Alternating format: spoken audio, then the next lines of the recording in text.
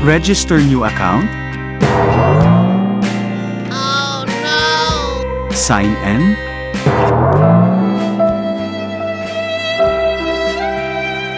Forgot password?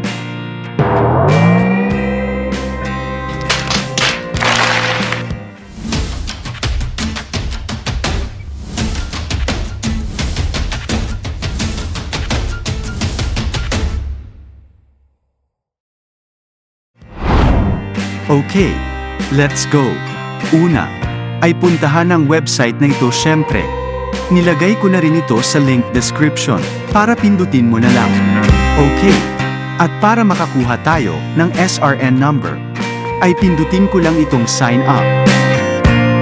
Pindutin ang register new account, at fill up lahat ng ito.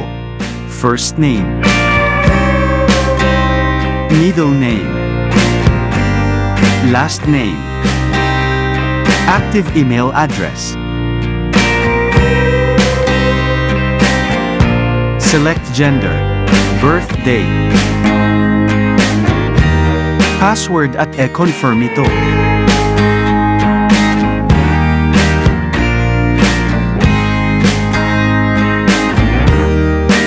Tapos pindutin ang maliit na box na ito. Okay. Agree. Pindutin ang I'm not a robot. Verify. Ayan na. Tapos pagpindutin ko itong register. Oh no! The email has already taken. Sana all taken. Sana all. Alright. Ganito rin ba ang problema mo? Okay guys, ganito gawin mo. Subukan muna natin mag-sign in. Gamit ang email address na taken. Invalid credentials. Ibig sabihin mali ang password na nilagay natin. So next option is, try natin reset yung password. Okay, pindutin ang forgot password. Ayan na. Ilagay ang email address at pindutin ang I'm not a robot. Send password reset. The selected email is invalid. Ayan na guys. Ang ibig sabihin pa rin ito ay mali ang password na nilagay natin or nakalimutan na natin ito. Okay. Ang final option para makakuha tayo ng SRN number ay sundan mo lang ito. Una ay puntahan ang email address at mag-email tayo. E-type dito ang srnconcerns@gmail.com, srnconcerns@mail.marina.gov.ph, at ilagay natin dito sa subject ay forgot mismo account password. At dito naman ilagay natin pangalan, date of birth, SRB or Siemens book number, date of issue, place of issue, at ilagay natin ang ating email address. At ilagay pa natin dito srnconcern@gmail.com. Tingnan natin kung sino yung mag-reply sa kanila.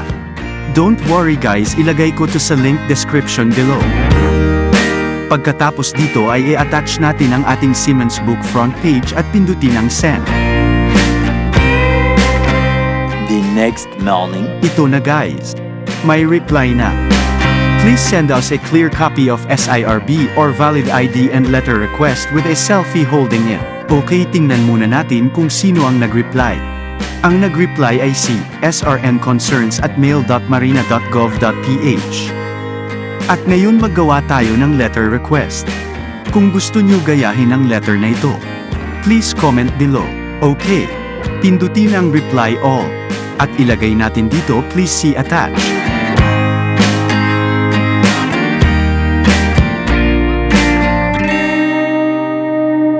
Ito na yung picture na sinesend ko guys. Be sure na clear ang pagkakuha ng picture para ma-approve agad ito. At ngayon try na natin. Pindutin ang forgot password, email address, I'm not a robot, then send password reset. Alright, ayan na. Kindly check your email to proceed. Okay, puntahan ang email at under dito sa spam. Dito mo makikita ang mensahe nila.